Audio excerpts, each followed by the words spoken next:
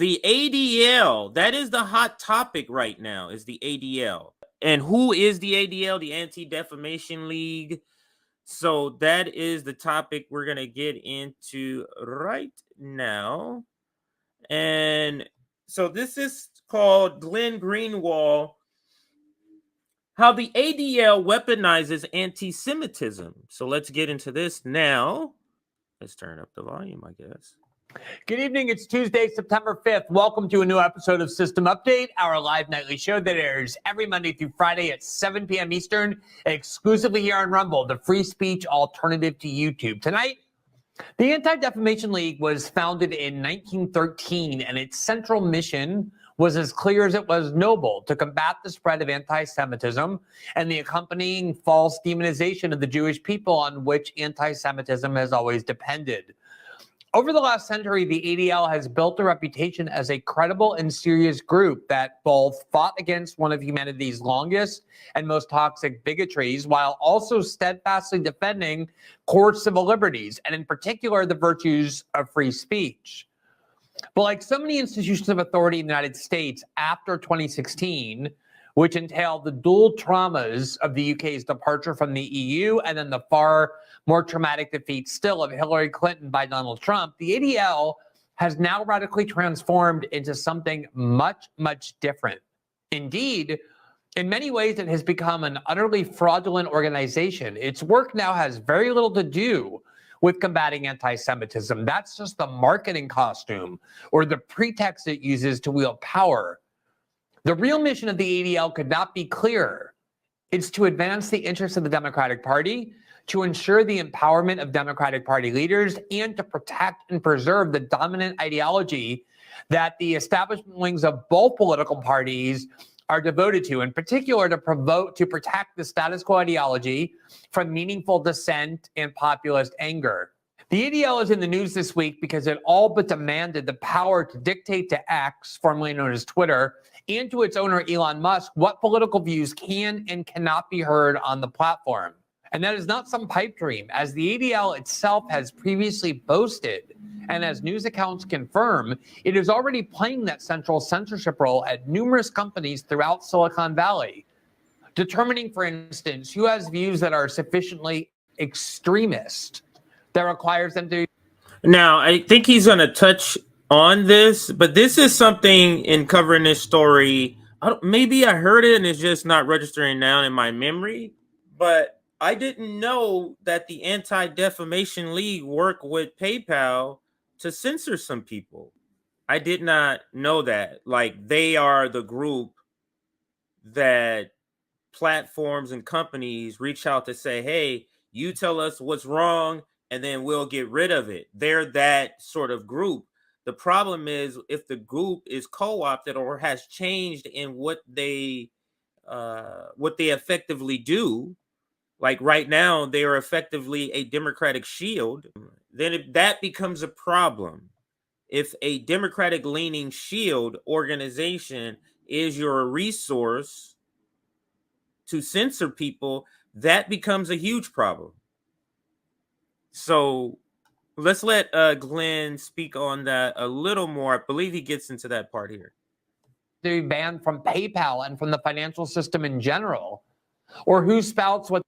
Wow, he said it right after I'd stopped it. So let's go back and let him say that again on his own here. Extremist that requires them to be banned from PayPal and from the financial system in general, or who spouts what the ADL and its leaders consider to be hate speech or disinformation, and thus must be silenced and banned from Facebook, Google, Amazon, and Apple. The tactic of the ADL is thuggish, but it's also now common among liberal institutions. Namely, they explicitly threaten that these companies either obey the ADL's censorship demands or stand formally accused by the ADL of being anti-Semites or somehow promoting other strains of bigotry, which can destroy the reputations. So you see how it works in tandem? So the Democratic Party says, hey, that's a target. They go over and say, yes, this is anti-Semitic. You take it off or you're going to be considered this. And you see how they work in tandem with the Democratic Party. And the ADL is not the only group. I mean, there's literally buckets and buckets of groups that can fall into this category that works with the Democratic Party in particular and works in this sort of way. Of anyone they so accuse and destroy their ability to attract corporate advertisers necessary to the survival and prosperity of these platforms. In other words, like most liberal establishment institutions, the ADL has cynically weaponized and thus completely trivialized what ought to be serious concepts relating to bigotry. And in doing so, they are attempting to seize the power to dictate what you can and cannot say, which political opinions you may and may not express over virtually every consequential online platform, with very severe real-world consequences if you violate their decrees. The union of state and corporate power to uphold and implement this new censorship regime is one of the topics on which this show and my journalism primarily focuses. It is vital to understand how it functions and what weapons it utilizes.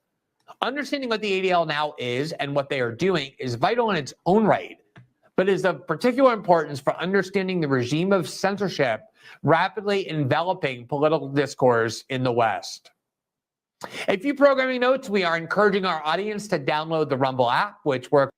And we're going to skip it through and continue the segment. There's like this little, because that's like an introduction before the show. The actual show hasn't even. So let me go back just slightly and we'll begin here, or pick up again right here.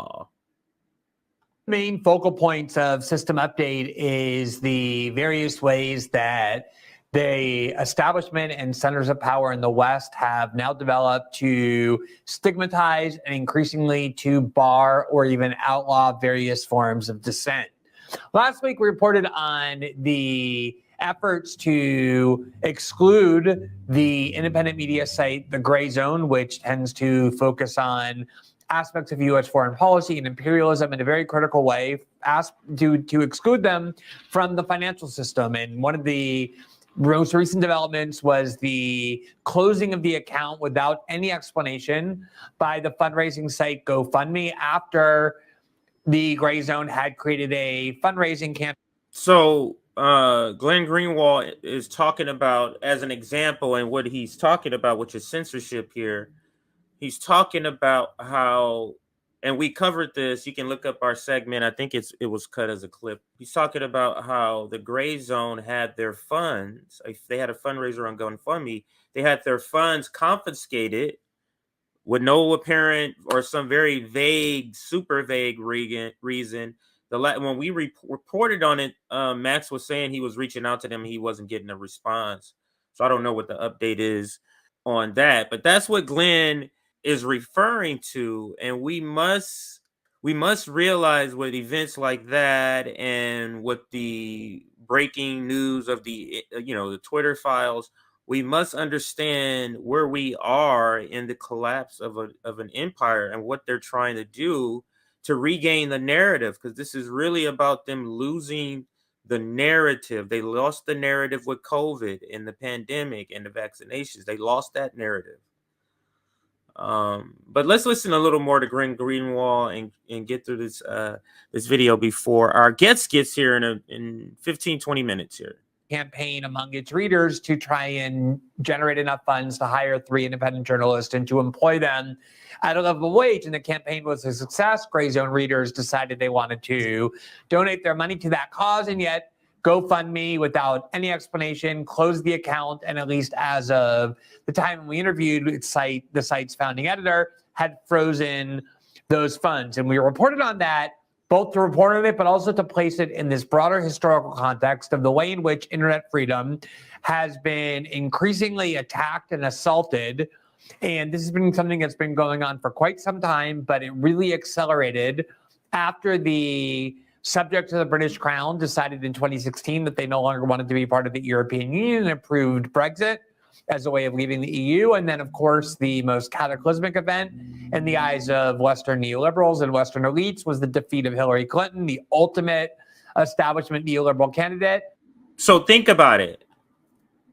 And this is part of one of the topics of in the description.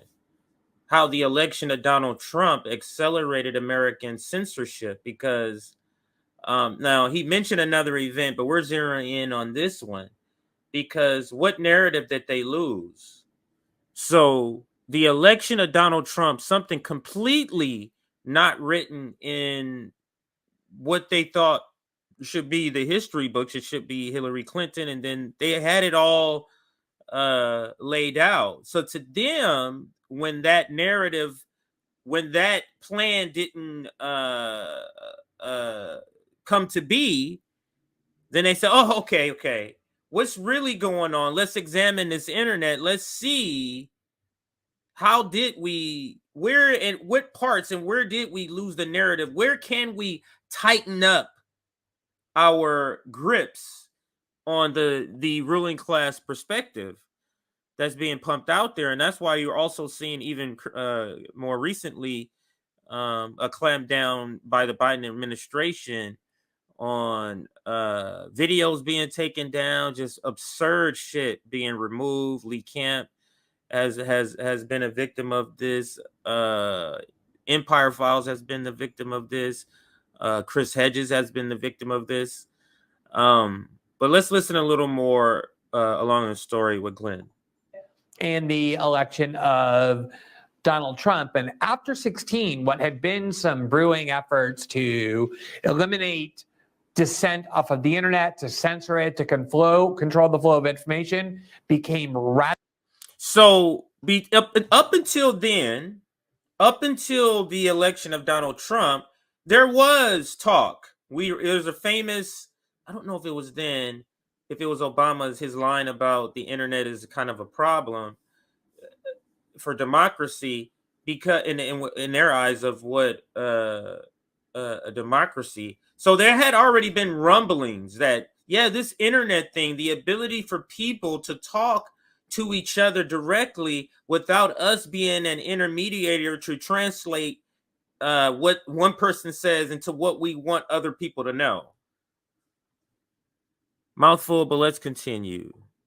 Radically accelerated. The lesson that Western elites took from Brexit and then Trump's election was not that there are... The reason I'm not speaking on Brexit, because he's saying these are the two things that accelerated censorship. He's speaking more broadly internationally with Brexit. I'm speaking about American censorship. And so that what applies to us is the election of Donald Trump. And that's the reason why I'm picking the one out of the two that Glenn is speaking about here. Are radical flaws in the policies of Western institutions of power. There was no self-reflection, let alone willingness to accept blame at all for any of those events. Instead, it was that essentially people had become too free. People became too free to express their opinions, to circulate information that deviated from establishment decrees, and that therefore the only solution was a crackdown, which is often what happens when establishment power centers begin to perceive that power is slipping out of their hands.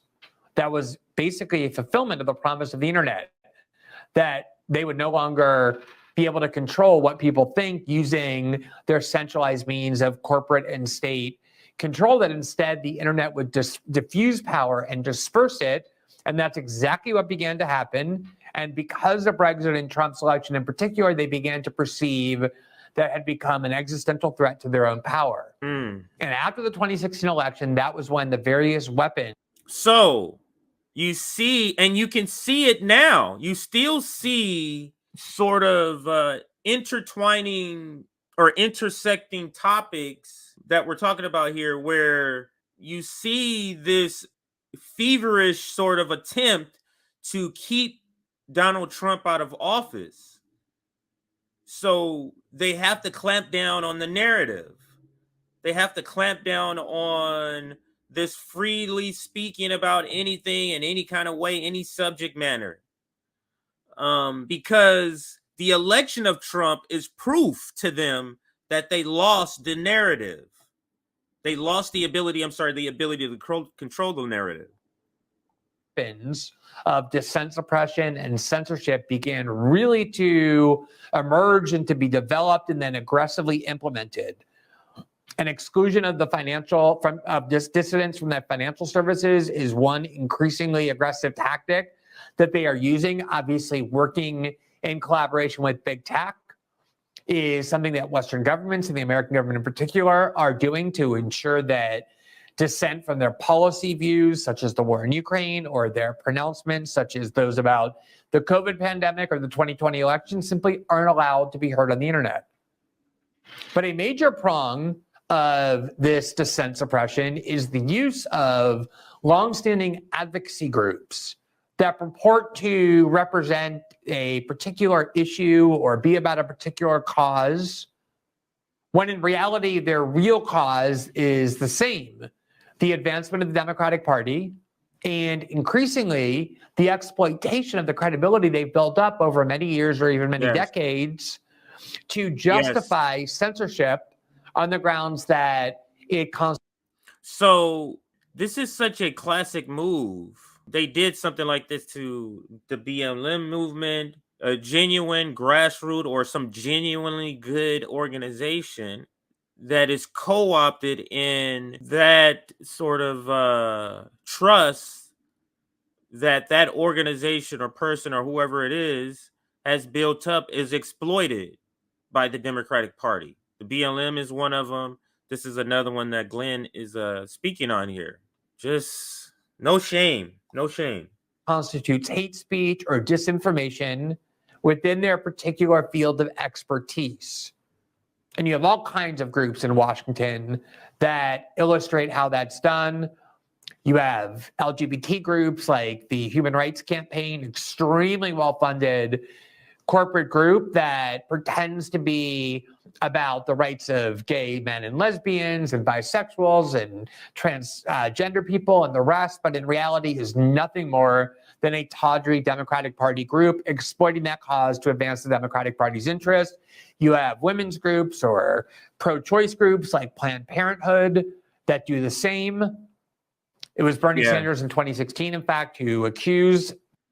Planned Parenthood is another one of these organizations that we're talking about earlier. These organizations where they're advocacy groups that have been co-opted or partnered or decided to partner with the corrupt Democratic Party. Planned Parenthood is one of them.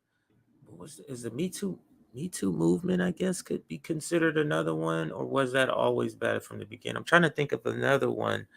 It's on the tip of my tongue, but let's listen to Glenn a little more. Let me see if I can if it comes to mind. Both Human Rights Campaign and Planned Parenthood as being basically fraudulent organizations that pretend to be about these issues, but in reality are just there to serve the Democratic Party establishment.